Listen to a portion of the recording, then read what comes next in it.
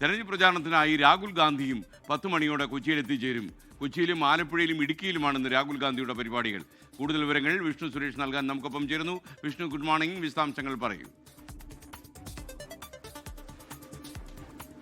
എസ്കെൻ, good morning. UDF ക്യാമ്പിന് ആവേശം പകരാൻ രാഹുൽ ഗാന്ധി വീണ്ടും കേരളത്തിലേക്ക് എത്തുകയാണ്. ഇന്ന് രാവിലെ 10 മണിയോടുകൂടി അദ്ദേഹം കൊച്ചി എയർപോർട്ടിലേക്കാണ് എത്തുന്നത്. അതിനുശേഷം അവിടെ നിന്ന് ഹെലികോപ്റ്റർ മാർഗം ആലപ്പുഴയിലെത്തും. ആലപ്പുഴ മണ്ഡലത്തിൽ 9:00-ഓടുകൂടിയാണ് രാഹുലിന്റെ ആദ്യ പരിപാടി ക്രമീകരിച്ചിരിക്കുന്നത്.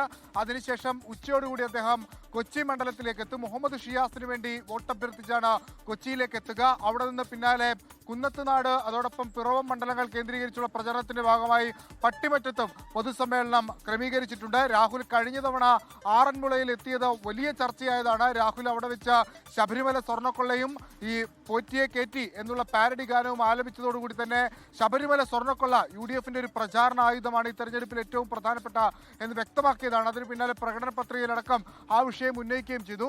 വീണ്ടും രാഹുൽ എത്തുന്നു. അവസാന ലാപ്പിലേക്ക് തെരഞ്ഞെടുപ്പ് കടക്കുമ്പോൾ ഇത്തവണ രാഹുൽ എന്ത് പറയും എന്നുള്ളത് ശ്രദ്ധേയമാണ്. അതും ഈ ശബരിമല സ്വർണ്ണക്കൊള്ള കേന്ദ്രീകരിച്ച് തന്നെയുള്ള ഒരു പ്രസംഗമായിരിക്കുമോ എന്നുള്ളതാണ് ഏറെ ശ്രദ്ധേയം. ഒപ്പം കഴിഞ്ഞ തവണ രാഹുൽ BJPയെയും അതോടൊപ്പം തന്നെ CPIMനെയും അവര് ഒരു മുന്നണിയിൽപ്പെട്ട ആളുകളാണ്, അല്ലെങ്കിൽ അത്തരം നിലപാടുകൾ സ്വീകരിക്കുന്ന ആളുകളാണ് തുടങ്ങിയ രൂക്ഷ വിമർശനം ഉണ്ടായിരുന്നു. അതിന്റെ തുടർച്ചയൊക്കെ ഇന്ന് പ്രതീക്ഷിക്കുന്നു. UDF ക്യാമ്പിന് വലിയ ആവേശം പകരാൻ രാഹുൽ ഗാന്ധി വീണ്ടും കേരളത്തിലേക്ക് എത്തുന്നു. 10 മണിക്കാണ് രാഹുൽ എത്തുന്നത്. ആദ്യ പരിപാടി അത് ക്രമീകരിച്ചിരിക്കുന്നത് ആലപ്പുഴയിലാണ്. SK. ഓക്കെ.